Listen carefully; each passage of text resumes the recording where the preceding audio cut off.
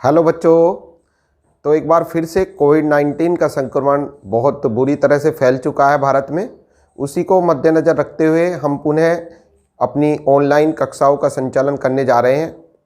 ठीक है, आपके हमारे डीएस श्री गजेंद्र कुमार जी के आदेशानुसार अब आपको विद्यालय में न आकर ऑनलाइन पढ़ाई ही कराई जाएगी। क्योंकि सिलेबस हम विद्यालय में पहले ही पूरा करा चुके हैं, अतः हम आज से आपके अनसोल्ड पेपर प्रारंभ करने जा रहे हैं।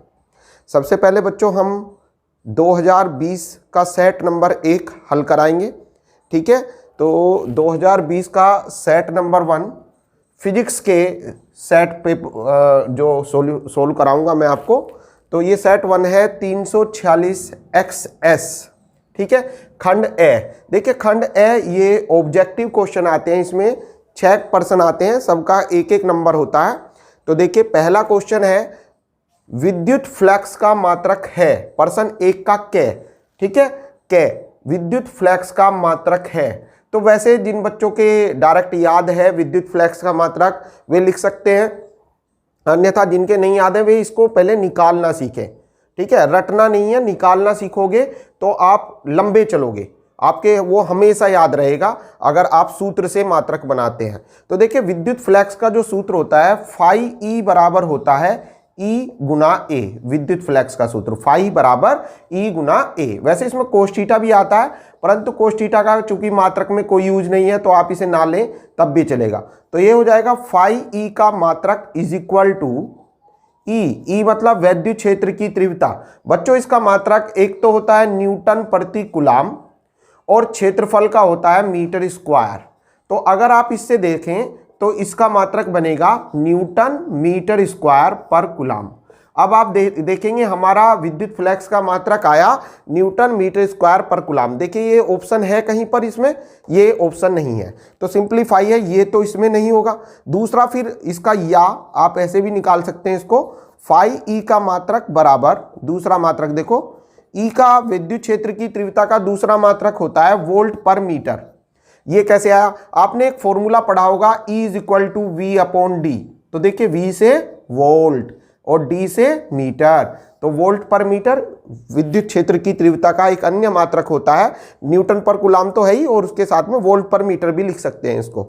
और क्षेत्रफल का मीटर स्क्वायर, क्षेत्रफल भाई लंबाई गुणा चौड़ाई, तो मीटर गुणा मीटर मीटर स्क्वायर। अब आप देखेंगे बच्चों 1 मीटर से 1 मीटर कैंसिल, इट मीन्स ये आ गया वोल्ट मीटर।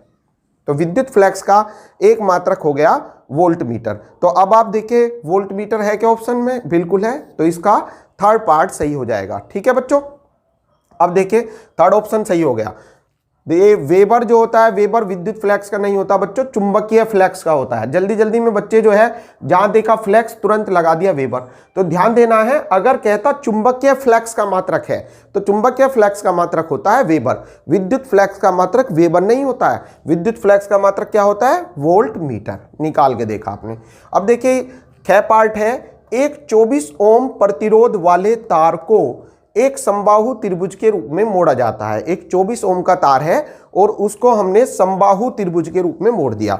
समबाहु त्रिभुज देखिए ये समान भुजा वाला त्रिभुज। ठीक है, अब ये 24 ओम का तार है, इसको समबाहु त्रिभुज के रूप में मोड़ दिया। अब समबाहु त्रिभुज, त्रिभुज माने 3 भुजाओं वाला, तो अर्थात 24 ओम को 3 भागों में बांटो। तो कैसे बांटोगे? 24 डिवाइड बाई 3, 3 अट्ठे 24। तो अर्थात इसकी प्रत्येक भुजा का प्रतिरोध 8 ओम होगा। तो ये 8 ओम बच्चों एक भुजा का प्रतिरोध, दूसरी भुजा का प्रतिरोध भी 8 ओम और तीसरी भुजा का प्रतिरोध भी 8 ओम, टोटल कुल मिलाकर 24 ओम। बताओ बच्चों बात समझ में आई है? 24 ओम का प्रतिरोध समबाहु त्रिभुज के रूप में की भुजाओं में मैंने डिवाइडेशन कर दिया। अब ये कह रहा है कि रूप में मोड़ा जाता है, किन्हीं 2 शीर्षों के बीच प्रभावी प्रतिरोध बताइए। तो 2 शीर्ष, चाहे तो ये शीर्ष ले लो या ये शीर्ष या ये शीर्ष, शीर्ष मतलब कोने। ठीक है, ए बी सी। सपोज कीजिए आपको ए बी के बीच निकालना है प्रतिरोध, या बी सी के बीच निकालना है, या सी ए के बीच। कुल प्रतिरोध, प्रभावी मतलब कुल प्रतिरोध, प्रभावी मतलब कुल प्रतिरोध आपको निकालना है। तो सबसे पहले आप क्या करेंगे, सपोज कीजिए ए बी के बीच आपको नेट प्रतिरोध निकालना है। ए बी के बीच प्रभावी प्रतिरोध मुझे ज्ञात करना है कितना होगा। तो कैसे करेंगे, ध्यान से सुनिएगा तरीका। मैंने पहले भी आपको जब डिटेल में ये पार्ट पढ़ाया था तो वीडियो में सोल्व करा रखा है। जिन शीर्षों के बीच भी प्रभावी प्रतिरोध निकालना हो उसे सबसे बाद में लेंगे, ठीक है।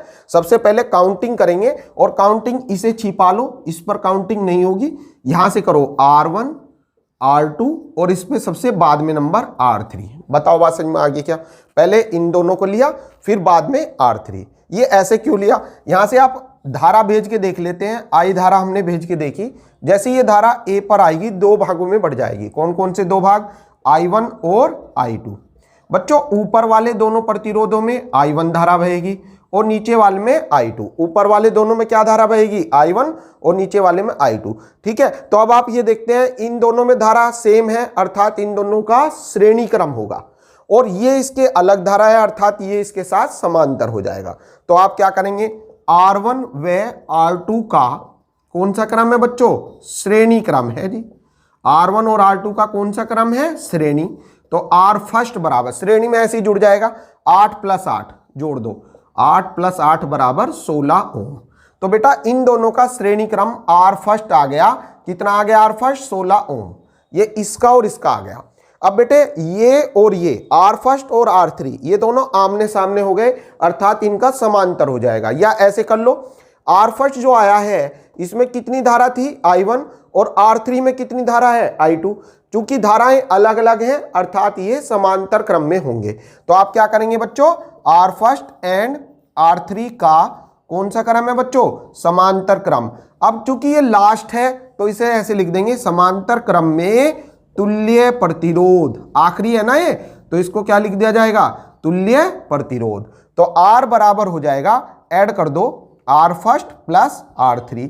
तो R is equal to, R first देखिए कितना आया है? 16 ओम प्लस, ठीक है, R फर्स्ट ये रहा 16 ओम, और प्लस R3 कितना है बच्चों? 8। लेकिन ये ऐसे गलत हो जाएगा। अब आप सोच रहे होंगे क्यों हो जाएगा? ये कौन से क्रम में थे बेटा? श्रेणी क्रम। श्रेणी क्रम में नेट प्रतिरोध का सूत्र होता है R is equal to R1 + R2। तो श्रेणी में तो ऐसे ही डायरेक्ट जुड़ जाता है, लेकिन अगर समांतर में हो तो इसका सूत्र मैंने सिद्ध करा रखा है। समांतर क्रम का कुल प्रतिरोध होता है 1/R is equal to 1/R1 + 1/R2। तो 1 में चले गए, तो इसका फॉर्मूला हमने गलत लिखा। आपको ऐसे लिखना होगा, कुल प्रतिरोध 1/R बराबर होगा 1/R फर्स्ट प्लस 1/R3। ठीक है बच्चों, तो इस बात का ध्यान रखना है। श्रेणी में ऐसी जुड़ जाएंगे, अगर समांतर है तो 1 में जोड़ना है। तो ये आ जाएगा आपका 1/R is equal to 1/R first बेटा 16 है, प्लस 1/R3 कितना है? 8। ठीक है, तो 1/R is equal to LCM कितना आ गया? 16 एलसीएम आ गया। 16 × 1 = 16 और प्लस लगाइए 8 × 2 = 16। तो ये कितना हो गया? 3/16। उल्टा कर दो इसको, तो R इज इक्वल टू 16/3 ओम। तो बच्चों बताइए समझ में आया बेटा आपके? तो 16/3 ओम। अब आप देखिए कौन सा ऑप्शन है? ये बी ऑप्शन है, अर्थात इसका बी ऑप्शन सही होगा। ठीक है, अब देखेंगे गैप आर्ट। अब देखिए बच्चों गैप आर्ट, एक प्रत्यावर्ती परिपथ में R बराबर 100 ओम, XL बराबर 200 ओम और XC बराबर 200 ओम श्रेणी क्रम में जुड़े हैं, अर्थात 3 प्रतिरोध हो गए। ठीक है, R, XL मतलब प्रेरण प्रतिघात, XC मतलब धारितीय प्रतिघात, श्रेणी क्रम में जुड़े हैं। तीनों प्रतिरोध कौन से क्रम में है? श्रेणी में। आरोपित वोल्टता तथा प्रवाहित धारा में कलांतर है। तो पहले मैं इसका डायग्राम बना देता हूं आपकी सुविधा के लिए। देखिए, सबसे पहले आप एक प्रत्यावर्ती परिपथ बनाएंगे। ये प्रत्यावर्ती परिपथ का साइन होता है। ठीक है, इसमें 3 तरह के प्रतिरोध आपके, एक तो R, फिर कौन? XL ऐसे बनाते हैं बेटे, फिर XC मतलब कैपेसिटर का रेजिस्टेंस XC। ठीक है, ये 3 प्रतिरोध हैं। R कितना है? 100 ओम, इसके बाद XL 200 ओम, इसके बाद XC ये भी 200 ओम, श्रेणी क्रम में जुड़े हैं। आरोपित वोल्टता और धारा में कलांतर मतलब फाई आपको निकालना है। तो देखिए ये LCR परिपथ हो गया। कौन सा? LCR। अब आप सोच रहे होंगे LCR क्यों? क्योंकि देखो L ये रहा, ये C और ये R का प्रतिरोध R ही होता है। R राजा है, मैंने बताया था राजा का प्रतिरोध राजा। L का प्रतिरोध XL, सी का प्रतिरोध XC, तो ये 3 प्रतिरोध हैं यहां पर, और वोल्टेज और धारा में कलांतर पूछा है। तो LCR परिपथ में कलांतर का फॉर्मूला होता है phi is equal to tan inverse XL difference XC upon R। ये होता है बच्चों कलांतर। क्या होता है LCR परिपथ में कलांतर? phi बराबर tan inverse XL difference XC और अपॉन में R। तो ये हो जाएगा अब आपका phi is equal to, value रख लो बेटा, tan इनवर्स XL कितना है बच्चों? रखो 200, डिफरेंस XC ये भी 200 है, ठीक है। XL L का प्रतिरोध XL 200 ओम, XC C का प्रतिरोध ये भी 200 ओम, और अपॉन R कितना है बच्चों? 100।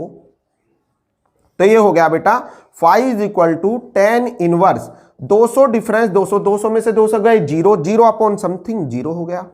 अब 0 जो होता है ये tan 0 डिग्री का मान होता है, तो ये 0 आ गया। अब इसको ऐसे लिखेंगे, देखना ध्यान से, तो phi is equal to tan inverse, इसे आप लिख दो tan 0 डिग्री। ये किसका मान है बेटा? tan 0 degree. tan से tan inverse cancel, it means phi बराबर आ गया 0 डिग्री। बताइए समझ में आया क्या? तो इसका ये पहला ऑप्शन सही हो जाएगा, 0 डिग्री यहां पर कलांतर होगा वोल्टेज और धारा में।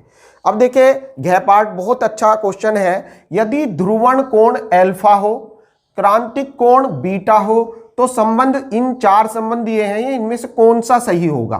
तो देखिए कैसे करेंगे हम। सबसे पहले मैंने ध्रुवण कोण आपको क्या बताया था? ध्रुवण कोण को काय से रिप्रेजेंट करते हैं? ध्रुवण कोण को लिखते हैं हम IP से। ध्रुवण कोण को काय से लिखते हैं? IP। इसका मान आपको अल्फा दिया है बेटे। इसके बाद क्रांतिक कोण, क्रिटिकल एंगल, इसको बच्चों हम लिखते हैं C से। क्रांतिक कोण को काय से लिखते हैं? C से। और इसका मान क्या दे रखा बेटा? बीटा, है ना। ध्रुवण कोण अल्फा दिया है, क्रांतिक कोण बीटा दिया है। अब रिलेशनशिप पूछ रहा है, तो सबसे पहले बूस्टर को बुला लो। बूस्टर ने हमें बताया था, बूस्टर आ जाओ, बूस्टर का नियम लगाओ। बूस्टर ने कहा था, क्या कहा था भाई? n बराबर tan IP होता है, ठीक है। ध्रुवण कोण और अपवर्तनांक में संबंध बताया था बूस्टर ने, n is equal to tan IP, ठीक है, tan IP। अब बच्चों यहां पर IP ध्रुवण कोण इन्होंने दिया है कितना? अल्फा, तो इसकी जगह अल्फा रख दो, और n अपवर्तनांक। अब चूंकि यहां पर हमें ध्रुवण कोण का क्रांतिक कोण से संबंध निकालना है, तो ध्रुवण कोण को तो ऐसे ही रहने दो। ये जो अपवर्तनांक दिया है इसको क्रांतिक कोण में चेंज कीजिए। उसके लिए आपने एक सूत्र पढ़ा था, क्रांतिक कोण के लिए ज्या जो होती है sin C बराबर होता है 1/n। sin C बराबर 1/n। यहां से n को एक्सचेंज करिए जरा इनकी पोजीशन, तो n बराबर क्या हो जाएगा? n इधर, ये इधर, 1/sin C। n बराबर 1/sin C। यहां पर रख दो बेटे इसको। तो देखिए n की जगह 1/sin C भी लिख सकता हूं, और बराबर tan IP ये। अब वैल्यू रखिए 1/sin C, मतलब क्रांतिक कोण। क्रांतिक कोण कितना दिया है बच्चों? बीटा। क्रांतिक कोण कितना दिया है? बीटा। तो C के रिप्लेस बीटा रख दो, ठीक है। sin C मतलब क्रांतिक कोण। क्रांतिक कोण कितना दिया है बच्चों? बीटा। भाई n के रिप्लेस ये रहा ना, n बराबर 1/sin C, तो 1/sin C मतलब क्रांतिक कोण। क्रांतिक कोण कितना दिया है? बीटा। तो जहां C है वहां पर क्या रख दोगे? Beta is equal to. अब देखिए tan IP ध्रुवण कोण, इसकी जगह आप लिख सकते हो tan अल्फा, और tan अल्फा इसको sin cos की फॉर्म में खोल दो। इसको ऐसे लिख सकते हो आप, sin alpha upon cos alpha. लिख सकते हो या नहीं लिख सकते हो? इसको आप लिख सकते हो sin alpha upon cos alpha. अब ये बन जाएगा बेटे। हमें जो रिलेशनशिप लानी है, ये देखिए हमें लाना है, इसको अब ऐसे करो, आप इसको इधर ले जाइए, इसको इधर ले जाइए, तो ये बन जाएगा 1 is equal to sin alpha upon cos alpha, मतलब tan अल्फा, ठीक है, tan अल्फा, और इसको इधर ले जाओ इंटू, है ना, ये इधर आ गया sin बीटा। तो देखिए जरा ये ऑप्शन कहीं पर है क्या? tan alpha into sine beta बराबर 1, tan alpha into sine beta बराबर 1, है ना। tan alpha into sine beta बराबर 1 मीन्स पहला पार्ट ही इसका, पहला ऑप्शन ठीक हो जाएगा, tan alpha into sine beta बराबर 1। तो मैं अपेक्षा करता हूं ये चारों खंड आपके, चारों पार्ट आपके समझ में आ गए होंगे खंड ए के। अभी इसमें 2 और क्वेश्चन है, उन्हें भी लेते हैं हम, ध्यान से समझिए। देखिए बेटा, अब डेपार्ट एक ही वेग से गतिमान निम्नलिखित में से किस कण की डी ब्रोगली तरंगदैर्ध्य अधिकतम होती है। बहुत इंपॉर्टेंट क्वेश्चन है, कई बार यूपी बोर्ड एग्जाम में और अदर बोर्ड एग्जाम में पूछा जा चुका है। कौन सा कण ऐसा है अगर सारे कण एक ही वेग से चले, इस बात को ध्यान दें, एक ही वेग से चले तो किसके लिए डी ब्रोगली तरंगदैर्ध्य अधिकतम होगी, ये आपका क्वेश्चन है। तो इसके लिए सबसे पहले डी ब्रोगली तरंगदैर्ध्य के बारे में पता होना चाहिए। गतिमान द्रव्य कणों जैसे इलेक्ट्रॉन, प्रोटॉन, इनसे संबंधित तरंगदैर्ध्य डी ब्रोगली तरंगदैर्ध्य कहलाती है। और इसका सूत्र होता है, डी ब्रोगली तरंगदैर्ध्य का फॉर्मूला आपके याद होना चाहिए बच्चों। ये डी ब्रोगली साइंटिस्ट का नाम है, इन्होंने प्रूव किया था कि जो डी ब्रोगली तरंगदैर्ध्य होती है लैम्बडा, वो संवेग के इनवर्सली प्रोपोर्शनल होती है। Lambda inversely proportional to p, inversely proportional मतलब व्युत्क्रमानुपाती होती है। पी मतलब मोमेंटम, संवेग के बराबर के व्युत्क्रमानुपाती होती है। या व्युत्क्रमानुपाती का साइन हटाएंगे, प्लांक नियतांक कांस्टेंट h/p। अब p मतलब संवेग को लिख देते हैं बच्चों, लैम्बडा बराबर h/ संवेग, संवेग मतलब द्रव्यमान गुना वेग, संवेग द्रव्यमान गुना वेग। तो p के रिप्लेस mv लिख देंगे, द्रव्यमान गुना वेग, अर्थात ये हो जाएगा lambda is equal to h/mv, lambda is equal to h/mv। अब इसमें देखिए, इस फॉर्मूले से हमें पता चलेगा कि लैम्बडा व्युत्क्रमानुपाती है m के। अब ऐसे क्यों भाई, v के भी तो है, परंतु इसने देखो v मतलब क्या है, वेग, वेग पे तो ये चूंकि सवाल में कहा है एक ही वेग से, तो सबका वेग समान है, तो v पर जो v सबके लिए एक सा होगा क्योंकि वेलोसिटी सेम है। h प्लांक नियतांक, ये कांस्टेंट होता है 6.6 गुना 10 की घात माइनस के 34 जूल सेकंड h की वैल्यू होती है। तो अब बचा कौन, m, अर्थात इसका मतलब हुआ कि तरंगदैर्ध्य द्रव्यमान के व्युत्क्रमानुपाती होगी। इसका मतलब जिसका द्रव्यमान ज्यादा होगा उसकी तरंगदैर्ध्य कम होगी, और जिसका द्रव्यमान कम होगा उसकी तरंगदैर्ध्य ज्यादा होगी। तो वो पूछ रहा है तरंगदैर्ध्य किसकी ज्यादा होगी, तो किसकी ज्यादा होगी, जिसका द्रव्यमान कम होगा, ठीक है। जो हल्का होगा उसकी तरंगदैर्ध्य अधिक होगी। अब आप देखिए, इनमें सबसे हल्का कण कौन सा है, इलेक्ट्रॉन। इलेक्ट्रॉन सबसे हल्का कण है, अर्थात इसकी डी ब्रोगली तरंगदैर्ध्य अधिकतम होगी। और न्यूनतम अगर पूछता तो अल्फा कण जो है इसका द्रव्यमान अधिकतम होता है, प्रोटॉन का लगभग 4 गुना होता है अल्फा, है ना, बहुत मोटा कण है ये, अर्थात ये मोटा कण है तो इसकी डी ब्रोगली तरंगदैर्ध्य कम होगी, ठीक है बच्चों। तो जिसका जिसका द्रव्यमान कम उसकी डी ब्रोगली तरंगदैर्ध्य अधिक, जिसका द्रव्यमान ज्यादा उसकी डी ब्रोगली तरंगदैर्ध्य कम। तो द्रव्यमान सबसे ज्यादा किसका है, अल्फा का। तो अगर तरंगदैर्ध्य न्यूनतम पूछता तो आंसर आता अल्फा कण, पर उसने पूछा है तरंगदैर्ध्य अधिकतम किसकी होगी, तो अधिकतम उसकी होगी जिसका द्रव्यमान न्यूनतम होगा। इन चारों में सबसे न्यूनतम द्रव्यमान इलेक्ट्रॉन का होता है। इलेक्ट्रॉन का द्रव्यमान आपको याद होना चाहिए 9.1 × 10⁻⁻31 kg, इतना कम, सो लेस, बहुत कम है ये, अर्थात इसकी डी ब्रोगली तरंगदैर्ध्य अधिकतम होगी। तो आंसर में क्या लिखोगे, इलेक्ट्रॉन का द्रव्यमान न्यूनतम होने के कारण इसकी डी ब्रोगली तरंगदैर्ध्य अधिकतम होगी, ठीक है, मैक्सिमम होगी। बताओ बच्चों, समझ में आ गया बेटा, सभी बच्चों के क्वेश्चन क्लियर। अब देखिए अगला है च पार्ट, बहुत इंपॉर्टेंट है, मोस्ट इंपॉर्टेंट, कई बार एग्जाम में पूछा जा चुका है।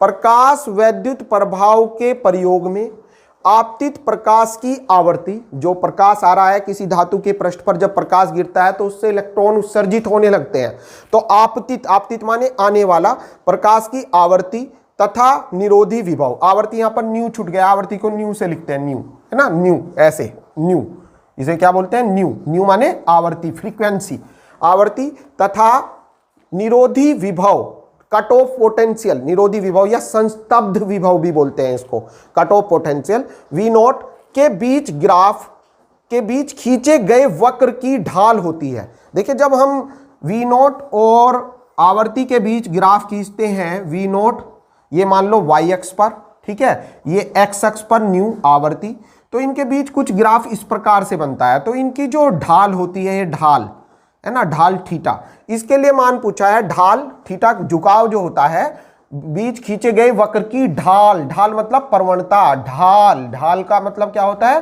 प्रवणता पूछ रहा है, प्रवणता मतलब m कितना होता है, ये क्वेश्चन है हमारा, ठीक है।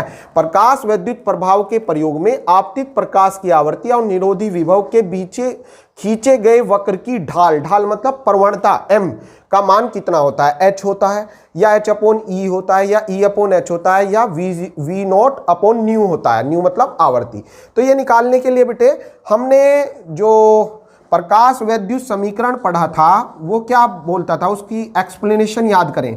प्रकाश विद्युत समीकरण, प्रकाश विद्युत समीकरण में बताया था कि जो धातु के पृष्ठ पर आपतित फोटॉन की ऊर्जा है h न्यू, वो बराबर होती है उत्सर्जित इलेक्ट्रॉनों की गतिज ऊर्जा और प्लस कार्यफलन के योग के बराबर, अर्थात h न्यू बराबर होता है E के प्लस W। h न्यू मतलब फोटॉन की ऊर्जा बराबर होती है उत्सर्जित इलेक्ट्रॉनों की गतिज ऊर्जा और प्लस कार्यफलन। यहां से आप E के को सेपरेट कीजिए तो ये हो जाएगा बच्चों E के बराबर, क्यों कीजिए अभी पता चलेगा, E के इज इक्वल टू, इसको इधर ले आओ बच्चों, तो ये हो जाएगा बेटा h न्यू माइनस W। यहां तक कोई प्रॉब्लम, बस ये W इधर प्लस का था, इसको इधर ले आए, माइनस में आ गया है, ठीक है बेटा। अब इसको ओपन करिए, E के का सूत्र होता है EV नोट, E के का फॉर्मूला क्या होता है, EV नोट बराबर h nu upon h nu, sorry h nu ही रहने दो अभी, h न्यू और माइनस W। अब आपको एक काम करना है, वी नोट को सेपरेट कर लो, क्योंकि हमें ने जो ग्राफ खींचा है वो वी नोट और न्यू के बीच ग्राफ खींचा है और हमें इनके बीच की ढाल बतानी है कि वो बराबर होगी काय के।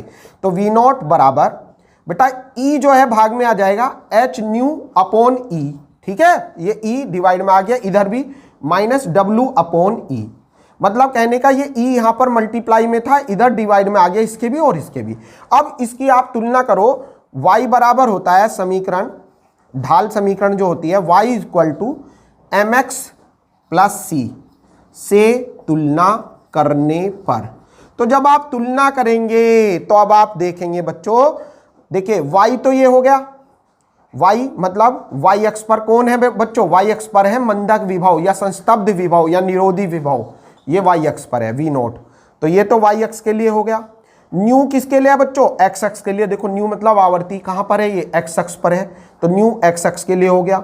और न्यू के साथ कौन है यहां पर, अब आप देखना है यहां पर x के साथ कौन है, m, m मतलब प्रवणता, x के कौन डिनोट कर रहा है यहां पर, न्यू, ठीक है, तो एक तरह से x ही कहोगे आप इसको, ये x की वैल्यू है, x मतलब न्यू, और m की वैल्यू यहां पर देखें, m की वैल्यू क्या निकल के आ रही है, m की वैल्यू आ रही है h अपॉन ई, और m क्या है, प्रवणता, अर्थात इस ग्राफ की प्रवणता होगी m बराबर h अपॉन ई। तो तुलना करने पर हमें मिला कि m बराबर होगा, तुलना करो भाई, x के लिए न्यू है, m के लिए h अपॉन ई, तो m बराबर h अपॉन ई, ये इसकी प्रवणता होगी। और बच्चों ये जो c है ये कांस्टेंट है, ठीक है, x मतलब न्यू और m मतलब h अपॉन ई, m का ही हमें मान निकालना था, तो ढाल h अपॉन ई होगी, तो कौन सा ऑप्शन सही होगा इसका, सेकंड ऑप्शन सही होगा। तो मैं समझता हूं इस सेट के आपके सारे ऑब्जेक्टिव क्वेश्चन समझ में आ गए होंगे। इससे अगले लेक्चर में हम इस सेट के अति लघु प्रश्न हल करेंगे, ठीक है। तो आज के लिए इतना ही बहुत है, थैंक यू सो मच।